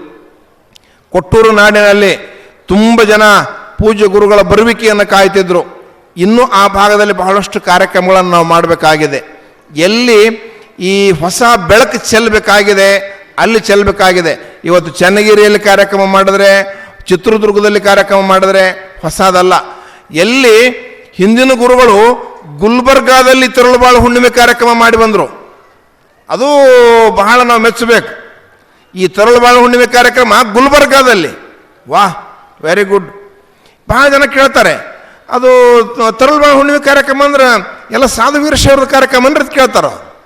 ಹುಚ್ಚರು ಇಲ್ಲಿ ಬಂದು ನೋಡಿದ್ರೆ ಅವ್ರಿಗೇನು ಅರ್ಥನೇ ಗೊತ್ತಿಲ್ಲ. ಅಲ್ಲಿರುವಂಥ ಪುಸ್ತಕಗಳು ಸರ್ವಧರ್ಮದ್ದು, ಇಲ್ಲಿ ಮ್ಯಾಲ ಹಾಕಿರುವಂಥ ಸಿಂಬಾಲಗಳು ಸರ್ವಧರ್ಮದ್ದು.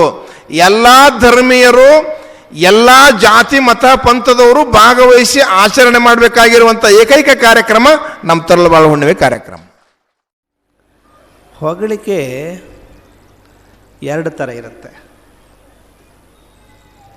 ರಾಜಕಾರಣಿಗಳನ್ನು ನೀವು ಹೊಗಳ್ತೀರಿ, ಶಾಲ್ ಹೊರಿಸಿ ಸನ್ಮಾನ ಮಾಡ್ತೀರಿ. ಯಾಕೆ? ಅವರಿಂದ ಏನೋ ಲಾಭ ಪಡ್ಕೊಳ್ಳೋದಿರುತ್ತೆ, ಅದಕ್ಕೆ ಸನ್ಮಾನ ಮಾಡ್ತೀರಿ. ಬೆಳ್ಳಿ ಗದೆ, ಕತ್ತಿ, ಗುರಾಣಿ ಏನೇನೋ ಕೊಡ್ತೀರಿ ರಾಜಕಾರಣಿಗಳಿಗೆ. ಈ ಹೊಗಳಿಕೆ ಯಾವ ರೀತಿ ನೀವು ಹೊಗಳಿಕೆಯನ್ನು ಸ್ವೀಕರಿಸ್ತೀರಿ ಅನ್ನೋದ್ರ ಮೇಲೆ ಹೊಗಳಿಕೆ ನಿಮ್ಮ ಮೇಲೆ ಒಳ್ಳೆಯ ಪರಿಣಾಮವನ್ನು ಬೀರುತ್ತದೆಯೋ ಅಥವಾ ಕೆಟ್ಟ ದುಷ್ಪರಿಣಾಮವನ್ನು ಬೀರುತ್ತದೆಯೋ ಅನ್ನೋದು ನಿರ್ಧಾರ ಆಗುತ್ತೆ. ಆ ಹೊಗಳಿಕೆಯನ್ನು ನೀವು ಯಾವ ರೀತಿ ಸ್ವೀಕರಿಸ್ತೀರಿ ಅಂತ ಒಂದು ಉದಾಹರಣೆ ಕೊಡ್ತೀವಿ ನಿಮಗೆ. ಭಾಳ ಹಿಂದೆ ಅನೇಕ ಸಂದರ್ಭದಲ್ಲಿ ಹೇಳಿದ್ದೀವಿ. ಒಬ್ಬ ರಾಕ್ಷಸ ಇದ್ದ, ಕ್ರೋಧಭಕ್ಷ ಅಂತ ಅವನ ಹೆಸರು. ಕ್ರೋಧಭಕ್ಷ ಅವನ ಹೆಸರು. ಒಮ್ಮೆ ಅವನು ಇದ್ದಕ್ಕಿದ್ದ ಹಾಗೇ ಇಂದ್ರಲೋಕಕ್ಕೆ ಹೋದ. ಇಂದ್ರ ಇಲ್ಲದೇ ಇರತಕ್ಕಂಥ ಸಮಯವನ್ನು ಹೊಂಚು ಹಾಕಿ ಅವನ ಅರಮನೆಯನ್ನು ಪ್ರವೇಶ ಮಾಡಿ ಅಲ್ಲಿ ಇದ್ದಂಥ ಇಂದ್ರನ ಸಿಂಹಾಸನ ಏನಿದೆ, ರತ್ನ ಖಚಿತವಾದ ಸಿಂಹಾಸನ, ಅದರ ಮೇಲೆ ಕೂತ್ಕೊಂಡಂತೆ. ಆ ಕ್ರೋಧಭಕ್ಷ ರಾಕ್ಷಸ ಎಂಥವನು ಅಂದರೆ ಜಗತ್ತಿನಲ್ಲಿಯೇ ಅತ್ಯಂತ ಕುರೂಪಿ, ಕುರೂಪಿಗಳಲ್ಲಿಯೇ ಕುರೂಪಿ. ಅಂಥವನು ಆ ಸಿಂಹಾಸನದ ಮೇಲೆ ಕೂತ್ಕೊಂಡ. ಅಲ್ಲಿ ಅರಮನೆಯಲ್ಲಿದ್ದಂಥ ಕಾವಲು ಭಟರು ಮೈ ಮರೆತಿದ್ರು. ಅವನು ಕುಳಿತದ್ದನ್ನು ನೋಡಿ ಎಚ್ಚೆತ್ತುಕೊಂಡು ಅವನಿಗೆ ಬೈಯಕ್ಕೆ ಶುರು ಮಾಡಿದರು. ಎಷ್ಟು ಬೈದರು ಅಂತಂದರೆ ಹೊಡೆಯೋಕ್ಕೆ ಹೋದರು, ಬೈಯಕ್ಕೆ ಶುರು ಮಾಡಿದರು. ಅವರು ಎಷ್ಟು ಬೈತಾ ಹೋದರೋ ಅಷ್ಟು ಅವನ ಕುರೂಪ ನಿವಾರಣೆಯಾಗಿ ಅವನು ಇಂದ್ರನಿಗಿಂತಲೂ ಸುಂದರಾಂಗ ಆಗ್ತಾನೆ. ಅವನು ಯಾರು? ಕ್ರೋಧಭಕ್ಷ. ಅವನ್ನೆಲ್ಲ ಕುರೂಪ ಹೊರಟೋಗ್ಬಿಡುತ್ತೆ. ಇಂದ್ರನೇ ಒಳ್ಳೆಯ ಸ್ಫುರದ್ರೂಪಿ, ಅವನಿಗಿಂತಲೂ ಸ್ಫುರದ್ರೂಪಿಯಾದಂಥ ವ್ಯಕ್ತಿ ಆ ಕ್ರೋಧಭಕ್ಷ ರಾಕ್ಷಸ ಆಗ್ತಾನೆ. ಅವ್ರಿಗೆ ಆಶ್ಚರ್ಯ ಆಗುತ್ತೆ, ಕಾವಲು ಭಟಕರಿಗೆ, ಅಲ್ಲಿ ಅರಮನೆಯಲ್ಲಿದ್ದಂಥ ಜನರಿಗೆ. ಆನಂತರ ಸ್ವಲ್ಪ ವೇಳೆಯ ನಂತರ ಇಂದ್ರ ಬರ್ತಾನೆ ವಾಪಸ್. ಅವನು ನೋಡ್ತಾನೆ ತನ್ನ ಸಿಂಹಾಸನದ ಮೇಲೆ ಒಬ್ಬ ತನಗಿಂತಲೂ ಸುಂದರಾಂಗ ಕೂತಿದ್ದಾನಲ್ಲ. ಯಾರು ಇವನು ಅಂದರೆ ಅವನಿಗೆ ಭಾಳ ಬುದ್ಧಿವಂತ ಅವನು ಇಂದ್ರ. ಅವನಿಗೆ ನೆನಪಾಗುತ್ತೆ, ಓ ಇವನು ಅತ್ಯಂತ ಕುರೂಪಿಯಾದಂಥ ರಾಕ್ಷಸ ಕ್ರೋಧಭಕ್ಷ ಅನ್ನೋದು ಅವನಿಗೆ ಗೊತ್ತಾಗುತ್ತೆ. ಅದಕ್ಕೆ ಇಂದ್ರ ಏನು ಮಾಡ್ತಾನೆ ಒಂದು ಉಪಾಯನ ಅಂತಂದರೆ, ಅವನು ಕಾವಲು ಭಟರು ಮಾಡಿದ ಹಾಗೆ ಬೈಯೋಕ್ಕೆ ಹೋಗಲ್ಲ, ಅವನು ಹೊಗಳಕ್ಕೆ ಶುರು ಮಾಡ್ತಾನೆ. ಬಾಕಿಯವರಿಗೆಲ್ಲ ಆಶ್ಚರ್ಯ ಆಗಿಬಿಡುತ್ತೆ. ಅವನು ಎಷ್ಟು ಹೊಗಳ್ತಾ ಹೋಗ್ತಾನೋ ಇಂದ್ರ, ಅಷ್ಟು ಆ ಕ್ರೋಧಭಕ್ಷ ತನ್ನ ಸೌಂದರ್ಯವನ್ನು ಕಳ್ಕೊಂಡು ಮೊದಲಿನ ಸ್ಥಿತಿಗೆ ಕುರೂಪಿ ಆಗ್ತಾ ಆಗ್ತಾ ಆಗ್ತಾ ಹೋಗ್ತಾನೆ.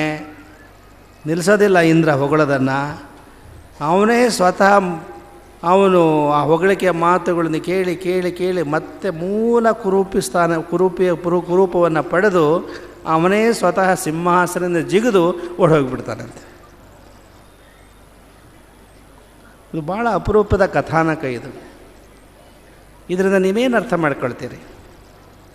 ಇಲ್ಲಿ ಕುಳಿತಿರೋರು ನೀವೆಲ್ಲರೂ ಕೂಡ ನಿಮ್ಮ ನಿಮ್ಮ ವ್ಯಕ್ತಿಗತ ವೈಯಕ್ತಿಕ ಜೀವನವನ್ನು ಇಣುಕಿ ನೋಡ್ರಿ. ನಿಮ್ಮನ್ನು ಹೊಗಳೋರು ಇದ್ದಾರೆ, ಬೈಯೋರು ಇದ್ದಾರೆ. ಯಾರು ಯಾವ ಕಾರಣಕ್ಕಾಗಿ ನಿಮ್ಮನ್ನು ಹೊಗಳಿದ್ದಾರೆ ಅನ್ನೋದನ್ನು ನೀವು ಅರ್ಥ ಮಾಡ್ಕೊಳ್ರಿ. ಆದರೆ ಹೊಗಳುವ ವ್ಯಕ್ತಿಗಳಿಗಿಂತ ಹೆಚ್ಚಾಗಿ ಯಾರು ನಿಮ್ಮನ್ನು ತೆಗಳಿದಾರೋ ಆ ತೆಗಳಿಕೆಯಿಂದ ನಿಮ್ಮಲ್ಲಿ ಒಂದು ಛಲ ಬಂದು ನೀವು ದೊಡ್ಡ ಸಾಧನೆಯನ್ನು ಮಾಡಿದಿರಿ ಅಂತ ನಿಮಗನ್ಸುತ್ತಾ ಇಲ್ಲ? ಎಲ್ಲ ಸಂದರ್ಭಗಳಲ್ಲೂ ಶರಣರ ವಚನಗಳನ್ನು ನೀವು ಕೇಳ್ತಾ ಬಂದಿದ್ದೀರಿ. ಆ ವಚನಗಳ ಆಶಯವನ್ನು ಸ್ವಲ್ಪ ಮಟ್ಟಿಗೆ ಅರ್ಥನೂ ಮಾಡಿಕೊಂಡಿದ್ದೀರಿ. ಇಷ್ಟೆಲ್ಲ ಅದ್ಭುತವಾದ ವಚನ ಸಾಹಿತ್ಯ ಏನಿದೆ, ಬಸವಾದಿ ಶಿವಶರಣರು 12ನೇ ಶತಮಾನದಲ್ಲಿ ರಚನೆ ಮಾಡಿದ್ದು, ಅದು ದುರದೃಷ್ಟವಶಾತ್ ನಮ್ಮ ಕರ್ನಾಟಕದ ಗಡಿ ಬಾಂಧುಗಳನ್ನು ದಾಟಿ ಅದು ಹೊರಗೆ ಹೋಗಲಿಲ್ಲ. ಈಗಲೂ ಸಹ ಆದರೆ ಹಿಂದಿದ್ದಂಥ ಸನ್ನಿವೇಶಕ್ಕಿಂತ ಬದಲಾವಣೆ ಆಗಿದೆ, ಇಲ್ಲ ಅಂತ ಅಲ್ಲ.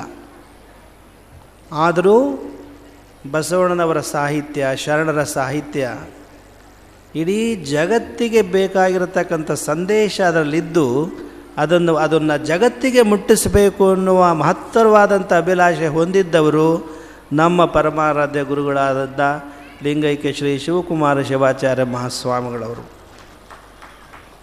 ಅವರಿಗೆ ಆಂಗ್ಲ ಭಾಷೆ ಬರ್ತಾ ಇರಲಿಲ್ಲ ನಿಜ, ಆದರೆ ಆಂಗ್ಲ ಭಾಷೆ ಬರದೇ ಇದ್ದರೂ ಸಹ ಬಸವಣ್ಣನವರ ಅಷ್ಟಶತಮಾನೋತ್ಸವ ಸಂದರ್ಭದಲ್ಲಿ ಧಾರವಾಡದ ಇಂಗ್ಲೀಷ್ ವಿದ್ವಾಂಸರನ್ನು, ಕನ್ನಡ ವಿದ್ವಾಂಸರನ್ನು ಹಿಡಿದು ಅವರಿಂದ ಎಲ್ಲ ಬಸವಣ್ಣನವರ ಸಮಗ್ರ ವಚನಗಳನ್ನು ಆಂಗ್ಲ ಭಾಷೆಗೆ ತರ್ಜುಮೆ ಮಾಡಿಸಿ, ಆ ತರ್ಜುಮೆಯ ಹಂತದಲ್ಲಿ ನಾವು ಕಣ್ಣಾರೆ ನೋಡಿದ ಹಾಗೆ, ನೀವು ಹಿರಿಯರು ಅನೇಕರು ನೋಡಿದ ಹಾಗೆ, ಚಿತ್ರದುರ್ಗದಲ್ಲಿ ತರಳುಬಾಳು ಹುಣ್ಣಿಮೆ ಮಹೋತ್ಸವ 1965 ಅಂತ ಕಾಣಿಸುತ್ತೆ, 65ರಲ್ಲೇ ನಡೆದಾಗ, ಆಗ ಇನ್ನೂ ನಮ್ಮ ಮೈಸೂರಿನ ಮಹಾರಾಜರಾದಂಥ ಶ್ರೀ ಜಯಚಾಮರಾಜೇಂದ್ರ ಒಡೆಯರವರು ಬದುಕಿದ್ದರು.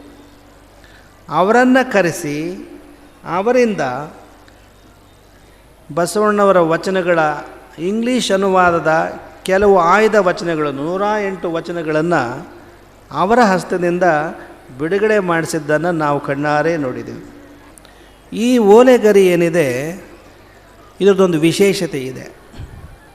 ಈ ಗೋಲೆಗರಿ ಇದರ ಹಿನ್ನೆಲೆ ನಾವು ಹೇಳ್ತೀವಿ ನಿಮಗೆ. 1900 ನಾವು ಓದಿದ್ದು ನಿಮಗೆ ಗೊತ್ತಿದೆ, 2 ವರ್ಷ ಯುರೋಪ್ನಲ್ಲಿ ನಾವು ಓದಿದ್ವಿ. ಯುರೋಪ್ನಿಂದ ಬಂದ ಮೇಲೆ, ಪಟ್ಟಾಭಿಷಿಕ್ತರಾದ ಮೇಲೆ ಅನೇಕ ಬಾರಿ ಪ್ರದೇಶಗಳು ನಾವು ಹೋಗಿ ಬಂದಿರೋದು ನಿಮಗೆ ಗೊತ್ತಿದೆ. 1985ರಲ್ಲಿ ನಾವು ಫ್ರಾನ್ಸಿಗೆ ಹೋದಾಗ ಅಲ್ಲಿಯ ವಿಶ್ವವಿದ್ಯಾಲಯದಲ್ಲಿ ನಮ್ಮದೊಂದು ಉಪನ್ಯಾಸ ಇತ್ತು. ಆ ಉಪನ್ಯಾಸವನ್ನು ಮಾಡಿ ಮುಗಿಸಿದ ಮೇಲೆ ಮಧ್ಯಾಹ್ನದ ಮೇಲೆ ಸ್ವಲ್ಪ ಬಿಡುವಿನ ವೇಳೆ ಇತ್ತು. ಆ ಬಿಡುವಿನ ವೇಳೆಯಲ್ಲಿ ಅಲ್ಲಿದ್ದಂಥ ಒಬ್ಬರು ಪ್ರೊಫೆಸರ್ ಫಿಲಿಯೋಜಾ ಅಂತ ಇದ್ದಾರೆ, ಸಂಸ್ಕೃತದಲ್ಲಿ ಉದ್ದಾಮ ಪಂಡಿತರು. ಅವರು ಫ್ರೆಂಚ್ ವಿದ್ವಾಂಸರು, ಸಂಸ್ಕೃತ ಪಾಂಡಿತ್ಯ ಬಲ್ಲ ಉರುಳವರು. ಅವರ ಜೊತೆಯಲ್ಲಿ ನಾವು ಪ್ಯಾರಿಸ್ ನಗರದಲ್ಲಿರುವ ನ್ಯಾಷನಲ್ ಲೈಬ್ರರಿ, ರಾಷ್ಟ್ರೀಯ ಗ್ರಂಥಾಲಯ, ನಮ್ಮ ದೇಶದಲ್ಲಿ ಹೇಗೆ ಕಲ್ಕತ್ತಾದಲ್ಲಿದೆಯೋ ಹಾಗೆ ಪ್ಯಾರಿಸ್ ನಗರದಲ್ಲಿರ್ತಕ್ಕಂಥ ರಾಷ್ಟ್ರೀಯ ಗ್ರಂಥಾಲಯಕ್ಕೆ ನಾವು ಅವರೊಂದಿಗೆ ಹೋದ್ವಿ. ಆ ಗ್ರಂಥಾಲಯಕ್ಕೆ ಹೋದಾಗ ನಮಗೆ ಯಾವ ಪುಸ್ತಕವನ್ನಾಗಲಿ ತಾಳೆಗರಿಯನ್ನಾಗಲಿ ನೋಡಬೇಕು ಅನ್ನುವ ನಿಶ್ಚಿತ ಆಲೋಚನೆ ಇರಲಿಲ್ಲ. ಹೀಗೆ ನೋಡೋಣ ಅಂತ ಹೋದ್ವಿ. ಅಲ್ಲಿ ತಾಳೆಗರಿಗಳನ್ನು ಸಂರಕ್ಷಣೆ ಮಾಡಿರ್ತಕ್ಕಂಥ ಒಂದು ವಿಭಾಗಕ್ಕೆ ಹೋದಾಗ ಆ ಲೈಬ್ರರಿಯಲ್ಲಿ ನಾವು ಅಲ್ಲಿರ್ತಕ್ಕಂಥ ಕ್ಯೂರೇಟರನ್ನು ಕೇಳಿದ್ವಿ, ಏನಾದರೂ ಒಂದು ಓಲೆಗರಿ ಕೊಡಿ ನೋಡಬೇಕು ಅಂತ ಅಪೇಕ್ಷೆ ಇದೆ ಅಂತ. ನಿಮಗೆ ಯಾವ ಓಲೆಗರಿ ಬೇಕು ಅಂತ ಕೇಳಿದರು. ನಿರ್ದಿಷ್ಟವಾಗಿ ನಮಗೆ ಯಾವುದೂ ಆಲೋಚನೆ ಇರಲಿಲ್ಲ. ಅವರೊಂದು ಕ್ಯಾಟ್ಲಾಗ್ ಕೊಟ್ಟರು. ಸುಮ್ಮನೆ ಹೀಗೆ ಆ ಕ್ಯಾಟ್ಲಾಗನ್ನು ಕಣ್ಣು ಹಾಯಿಸಿ, ನಿಮಗೆ ಗೊತ್ತಿರ್ಬೋದು, ಈ ಜ್ಯೋತಿಷ್ಯ ಕೇಳ್ತಿರಲ್ವ ನೀವು, ದಾರಿ ಬೀದಿಯಲ್ಲಿ ಒಬ್ಬ ಗಿಳಿ ಇಟ್ಕೊಂಡಿರ್ತಾನೆ, ಹಿಂಗೆಲ್ಲ ಕಾಗದ ಹರಡ್ಕೊಂಡಿರ್ತಾನೆ. ಅವನೇನು ನಿಮ್ಮ ಭವಿಷ್ಯ ಹೇಳಲಿಕ್ಕೆ ಆ ಗಿಳಿಗೇನೋ ಹೇಳ್ತಾನೆ. ಅವನು ಗಿಳಿ ಹೋಗಿ ಹಿಂಗೆ ಅದನ್ನು ಯಾವುದೋ ಒಂದು ಕಾಗದವನ್ನು ಹೆಕ್ಕಿ ತೆಗೆದುಕೊಡುತ್ತೆ. ಅವನು ಅದನ್ನು ಓದಿ ನಿಮ್ಮ ಭವಿಷ್ಯ ಹೀಗಿದೆ ಅಂತ ಹೇಳ್ತಾನೆ. ಸ್ವಲ್ಪ ಹೆಚ್ಚು ಕಡಿಮೆ ಅದೇ ಅನುಭವ ನಮಗೆ. ಸುಮ್ಮನೆ ಹಿಂಗೆ ಕಣ್ಣಾಯಿಸಿದ್ವಿ, ನಾವು ಗಿಳಿಯಾಗಿ ಯಾವುದೋ ಒಂದು ಇದು ತೋರಿಸಿದ್ವಿ. ಅಲ್ಲಿರ್ತಕ್ಕಂಥ ಕ್ಯೂರೇಟರ್ ಆ ತಾಳೆಗರಿಯನ್ನು ತೆಗೆದುಕೊಂಡು ಬಂದು ನಮ್ಮ ಕೈ ಕೊಟ್ಟಳು. ನಾವು ಕುತೂಹಲದಿಂದ ಆ ಓಲೆಗರಿಯ ಕಟ್ಟನ್ನು ಬಿಚ್ಚಿ ನೋಡಿದರೆ ಅದು ತಮಿಳಿನಲ್ಲಿತ್ತು. ಅದೇ ಈ ಓಲೆಗರಿ. ತಮಿಳಿನಲ್ಲಿರ್ತಕ್ಕಂಥ ಈ ಓಲೆಗರಿಯ ಮಹತ್ವ ಏನು ಅಂದರೆ, ನಾವು ಹಾಗೇ ಓದ್ತಾ ಹೋದ್ವಿ. ತಮಿಳು ಸ್ವಲ್ಪ ಮಟ್ಟಿಗೆ ನಮಗೆ ಬರ್ತಾ ಇತ್ತು, ಪೂರ್ಣ ಬರ್ತಾ ಇರಲಿಲ್ಲ, ಮರ್ತು ಹೋಗಿಬಿಟ್ಟಿತ್ತು. ಆದರೆ ಹಾಗೆ ಅಲ್ಪ ಸ್ವಲ್ಪ ನೆನಪಿನ ಶಕ್ತಿಯಿಂದ ಓದಿದಾಗ ಇಲ್ಲೆಲ್ಲೋ ಕೂಡಲ ಸಂಗಮ ದೇವ ಅಂತ ಕಾಣಿಸ್ತಾ ಇದೆ ಅಂತ ನಮಗನ್ನಿಸ್ತು. ಪಕ್ಕದಲ್ಲಿ ಪ್ರೊಫೆಸರ್ ಫಿಲಿಯೋಜಾರ್ ಅವರನ್ನು ಕೇಳಿದ್ವಿ, ಇದಿಲ್ಲಿ ಹೀಗಿದೆಯೇ, ನಿಮಗೇನು ಅನಿಸುತ್ತೆ? ಹೌದು, ಕೂಡಲ ಅಂತ ಇದೆ ಅಂತ ಅನಿಸುತ್ತೆ ಅಂತ ಹೇಳಿದರು. ಆದರೆ ಖಚಿತವಾಗಿ ಹೇಳೋಕ್ಕಾಗಲಿಲ್ಲ. ವಾಪಸ್ ನಮ್ಮ ದೇಶಕ್ಕೆ ಬಂದ ಮೇಲೆ ಮತ್ತೆ 6 ತಿಂಗಳ ನಂತರ ನಾವು ಪ್ಯಾರಿಸ್ಸಿಗೆ ಹೋಗೋ ಕಾರ್ಯಕ್ರಮ ಇತ್ತು. 6 ತಿಂಗಳ ಅವಧಿಯಲ್ಲಿ ಆ ತಮಿಳು ಅಕ್ಷರಗಳನ್ನು ಸಂಪೂರ್ಣವಾಗಿ ಕರಗತ ಮಾಡಿಕೊಂಡು ಅಲ್ಲಿಗೆ ಹೋಗಿ ಮತ್ತೆ ಈ ತಾಳೆಗರಿಯನ್ನು ನಾವು ಆರ್ಡ್ರ್ ಮಾಡಿ ಕೈಗೆ ತೆಗೆದುಕೊಂಡಾಗ ನೋಡ್ತೀವಿ, ಇದು ಬಸವಣ್ಣನವರ ಕನ್ನಡ ವಚನಗಳ ತಮಿಳು ಅನುವಾದ ಅನ್ನೋದು ಸ್ಪಷ್ಟವಾಗಿ ನಮಗಾದಂಥ ಸಂತೋಷ, ಹಿಗ್ಗು ಅಷ್ಟಿಷ್ಟ ಅಲ್ಲ. ಅದೇ ಈ ತಾಳೆಗರಿ. ಓಂ ನಮಃ ಶಿವಾಯ. ಓಂ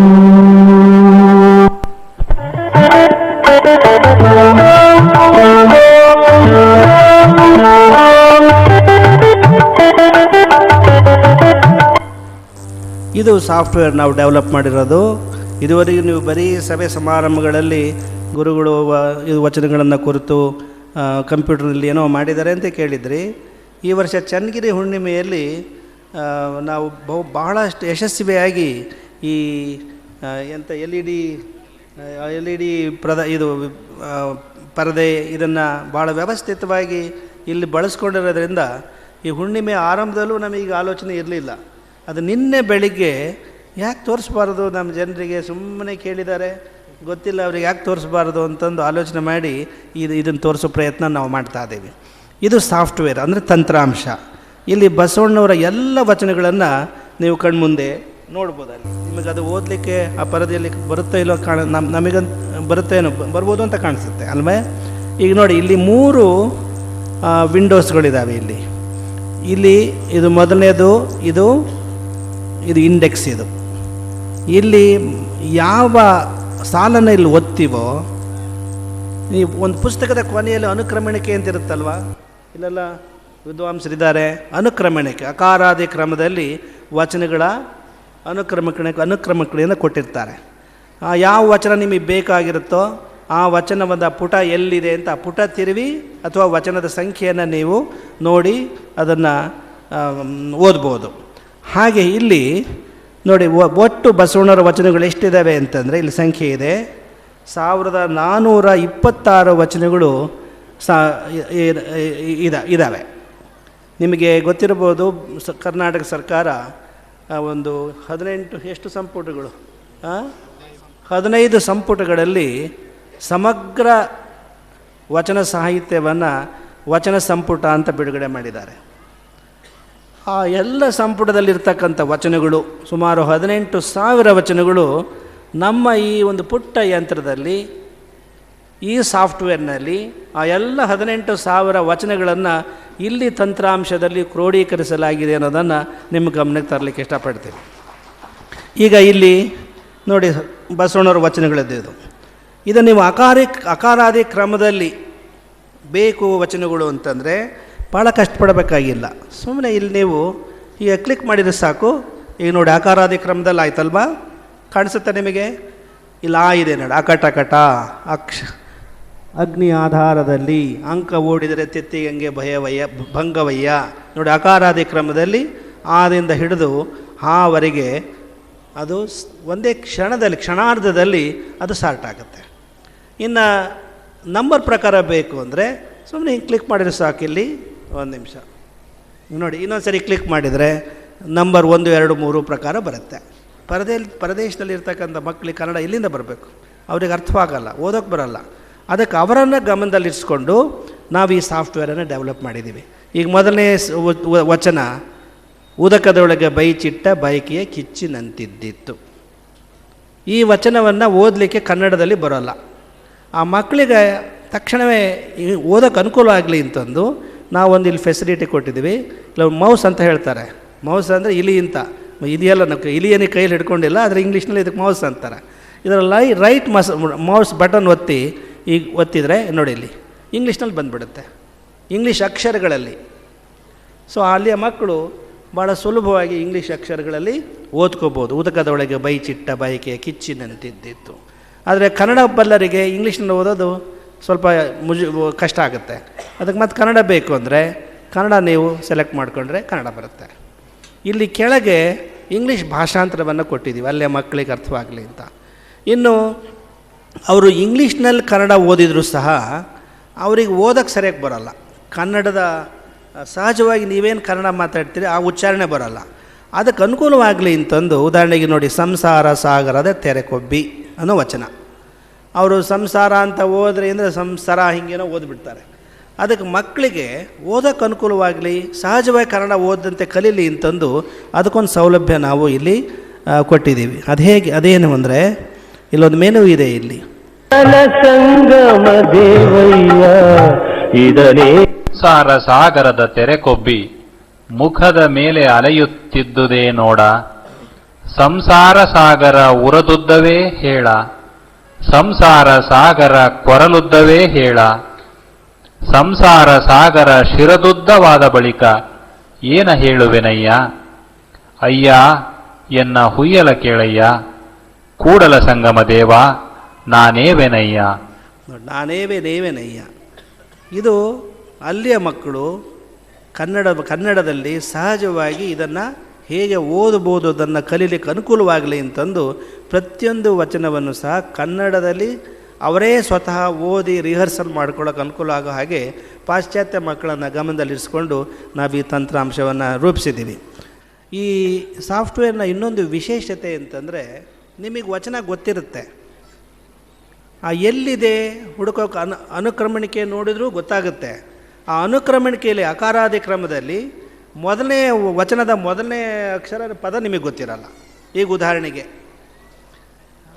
ಹಿಂದೆ ಮಾತನಾಡಿದಂಥ ಕಡೂರಿನ ಶಾಸಕ ತತ್ತಾರವರು ಒಂದು ಬಸವಣ್ಣವರ ಅನೇಕ ವಚನಗಳನ್ನು ಉದಾಹರಿಸಿದರು. ಒಂದು ವಚನ ಅವರೇನು ಉದಾಹರಿಸಿದರು, ಹಾವಿನ ಹೆಡೆಯ ಕೊಂಡು ಕೆನ್ನೆಯ ತುರಿಸಿಕೊಂಡಂತೆ ಅಂತ ವಚನ. ಅವರು ಪೂರ್ತಿ ಅದರ ಅರ್ಥ ಹೇಳಲಿಕ್ಕೆ ಹೋಗಲಿಲ್ಲ. ನಮೀಗ ವಚನ ಎಲ್ಲಿದೆ ಅಂತ ಬೇಕು, ಪುಸ್ತಕದಲ್ಲಿ ತಿರುಗಾಡಬೇಕು ಅಂದರೆ ಬಹಳ ಕಷ್ಟ. ಅದಕ್ಕೆ ಬಹಳ ಸುಲಭವಾಗ ಒಂದು ಇಲ್ಲಿ ವ್ಯವಸ್ಥೆ ನಾವು ಮಾಡಿದ್ದೀವಿ. ಇಲ್ಲೊಂದು ಸರ್ಚ್ ಅಂತ ಇದೆ ನೋಡಿ, ಸರ್ಚ್ ಅಂತ. ಇದನ್ನು ಕ್ಲಿಕ್ ಮಾಡಿದರೆ ಇಲ್ಲಿ ಎಲ್ಲ ಶಬ್ದಗಳು ಕಾಣಲಿಕ್ಕೆ ಬರ್ತವೆ. ಈಗ ಹಾವಿನ ಹೆಚ್ ಕಂಟ್ರೋಲ್ ಹಾವಿನ ನೋಡಿ, ಇಲ್ಲಿ ಬಂತು ನೋಡಿ, ಹಾವಿನ ಅಂತ ಶಬ್ದ ಬರುತ್ತೆ. ನಾವು ಒಂದು 2-3 ಅಕ್ಷರ ಟೈಪ್ ಮಾಡಿದ್ವಿ ಅಷ್ಟೇ ಇಂಗ್ಲೀಷ್ನಲ್ಲಿ. ಸೊ ಅದನ್ನು ಡಬಲ್ ಕ್ಲಿಕ್ ಮಾಡಿದ ತಕ್ಷಣವೇ ನೋಡಿ ಇಲ್ಲಿ ಹಾವಿನ ಬಾಯಕ, ಎಲ್ಲೆಲ್ಲಿ ಹಾವಿನ ಅನ್ನೋ ಶಬ್ದ ಬಸವಣ್ಣವರು ಬಳಕೆ ಮಾಡಿದ್ದಾರೆ ಅವೆಲ್ಲವೂ ನಿಮಗೆ ಇಲ್ಲಿ ಬಲಭಾಗದಲ್ಲಿ ಕಾಣಕ್ಕೆ ಸಿಗುತ್ತೆ ನೋಡಿ. 3 ವಚನಗಳು ಬರುತ್ತೆ ಬಸವಣ್ಣವ್ರು ಹಾವಿನ ಅನ್ನೋ ಶಬ್ದ. ಹಾವಿನ ಬಾಯ ಕಪ್ಪೆ, ಹಸಿದು ಹಾರುವ ನೊಣಕ್ಕೆ ಆಸೆ ಮಾಡುವಂತೆ, ಹಾವಿನ ಡೊಂಕು ಹುತ್ತಕ್ಕೆ ಶಶಿನ. ಇಲ್ಲ ಐತೆ ನೋಡ್ರಿ, 662ನೇ ವಚನ ದತ್ತಾರವರು ಉಲ್ಲೇಖ ಮಾಡಿದ್ದು, ಹಾವಿನ ಹೆಡೆಗಳ ಕೊಂಡು ಕೆನ್ನೆಯ ತುರಿಸಿಕೊಂಡಂತೆ, ಉರಿಯ ಕೊಳ್ಳಿಯ ಕೊಂಡು ಮಂಡೆಯ ಸಿಕ್ಕ ಬಿಡಿಸಿಕೊಂಡಂತೆ. ಆನಂತರ ಹುಲಿಯ ಮೀಸೆಯ ಹಿಡಿದು ಒಲಿದ ಉಯ್ಯಾಲೆ ಉರಿಯ ಕೊಳ್ಳಿಯ ಕಂಡು ಹುಲಿಯ ಮೀಸೆಯ ಹಿಡಿದುಕೊಂಡು ಒಲಿದು ಉಯ್ಯಾಲೆ ಆಡುವಂತೆ. ಶರಣರನ್ನು ನೀವು ಅವ್ರ ಜೊತೆಗೆ ಮರೆತು ಸರ್ಸಾಡಿದರೆ ಅಥವಾ ಇಂದಿನ ರಾಜಕೀಯ ಧುರೀಣರು ಜನರ ಜೊತೆಗೆ ಪ್ರಜಾಪ್ರಭುತ್ವದಲ್ಲಿ ಸರಿಯಾದ ರೀತಿಯಲ್ಲಿ ವ್ಯವಹರಿಸದೆ ಹೋದರೆ ಮುಂದಿನ ಚುನಾವಣೆಗೆ ಏನಾಗುತ್ತೆ ಅಂತ ಎಚ್ಚರಿಕೆ ಕೊಟ್ಟರು ಅಂತ ಹೇಳಿದ್ರಲ್ಲ ಅವರು. ಇಲ್ಲಿದೆ ನೋಡಿ ಅದು ಉದಾಹರಣೆ. ಹಾವಿನ ಹೆಡೆಗಳ ಕೊಂಡು ಕೆನ್ನೆಯ ತುರಿಸಿಕೊಂಡಂತೆ. ಹಾವಿಗೆ ಹೆಡೆ ನಾಗರಾವು ಹಿಡ್ಕೊಂಡು ನೀನು ಕೆನ್ನೆ ತುರಿಸ್ಕೊಂಡ್ರೆ ಏನಾಗುತ್ತಪ್ಪ? ವಿಷ ಇರುತ್ತೆ, ಹೌದೇ ಅಲ್ಲ? ಹಾಗೆ ಉರಿಯ ಕೊಳ್ಳಿಯ ಕಂಡು ಮಂಡಿಯ ಸಿಕ್ಕ ಬಿಡಿಸುವಂತೆ. ಕೂದಲಲ್ಲಿ ಸಿಕ್ಕಾದ್ರೆ ಏನು ಮಾಡ್ತೀರಿ? ಬಾಚಣಿಗೆ ತಗೊಳ್ತೀರಿ. ಆ ಬಾಚಣಿಗೆ ತಗೊಳ್ಳೋದು ಬದಲು ಕೊಳ್ಳಿ ತಗೊಂಡು ಉರಿತಕ್ಕಂಥ ಕೊಳ್ಳಿ ತಗೊಂಡು ನೀವು ಸಿಕ್ಕ ಬಿಡಿಸ್ಕೊಳ್ಳೋಕೆ ಹೋದ್ರೆ ನಿನ್ನ ತಲೆ ಗತಿ ಏನಾಗುತ್ತೆ? ಕೂದಲು ಗತಿ ಏನಾಗುತ್ತೆ? ಹುಲಿಯ ಮೀಸೆಯ ಹಿಡಿದು ಒಲಿದು ಉಯ್ಯಾಲೆ ಆಡುವಂತೆ. ಉಯ್ಯಾಲೆ ಆಡ್ತೀರಿ, ಹಬ್ಬ ಬಂದಾಗ ಯಾವುದೋ ಹಗ್ಗ ಕಟ್ಟಿ ಮರಕ್ಕೆ ಉಯ್ಯಾಲೆ ಆಡ್ತೀರಿ, ಹೌದೇ ಅಲ್ಲೋ? ಆ ಹುಲಿ ಮೀಸಿಗೆ ನೀವು ಹಗ್ಗ ಕಟ್ಟಿ ನೀವು ಉಯ್ಯಾಲೆ ಆಡೋಕ್ಕೆ ಹೋದರೆ ಗತಿ ಏನಾಗುತ್ತೆ? ಹಾಗಾಗುತ್ತೆ ಪರಿಸ್ಥಿತಿ ಅಂತ ಅವರು ಬಸವಣ್ಣವರು ಶರಣರನ್ನು ತಡೆದುಕೊಂಡ್ರೆ, ಅವ್ರ ಜೊತೆ ಸರಸವಾಡಿದರೆ ಹೀಗಾಗುತ್ತೆ ಅಂತ ಅವರು ಎಚ್ಚರಿಸಿದ್ದಾರೆ. ನಮ್ಮದೊಂದು ವೆಬ್ಸೈಟ್ ಇದೆ, ನೀವು ಅಲ್ಲಿಗೆ ಹೋಗಿ. ಇದೇ ನಮ್ಮ ವೆಬ್ಸೈಟ್. ಇದು ತರಳಬಾಳು. ಅದು ಹೇಗಿದೆ ವೆಬ್ಸೈಟ್ ಅಡ್ರೆಸ್ ಅಂದರೆ, ಇದನ್ನು ಕಂಪ್ಯೂಟ್ರ್ ಬಳಸಕ್ಕಂಥವ್ರಿಗೆ ನಿಮಗೆ ಅದರ ವಿಳಾಸ ಹೇಳ್ಕೊಡ್ತೀವಿ, ತೋರಿಸ್ತೀವಿ. www.taralabalu.org.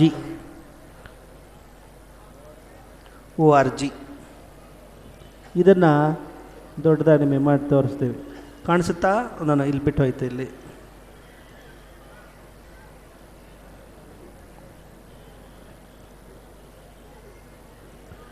www.taralabalu.org.